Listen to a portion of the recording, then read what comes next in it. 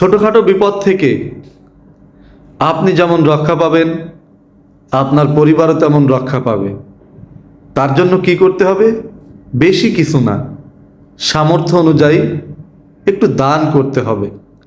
আপনি যাদেরকে দান করবেন তারা আপনার জন্য অন্তর থেকে দোয়া করবে, আর এই দোয়াতেই আপনার ছোটোখাটো বিপদগুলো আপনাকে পাশ কেটে চলে যাবে।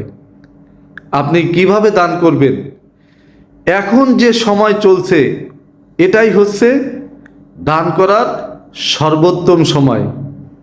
প্রচণ্ড শীত, এই কনকনে শীতে সারা বাংলাদেশ থরথর করে কাঁপছে।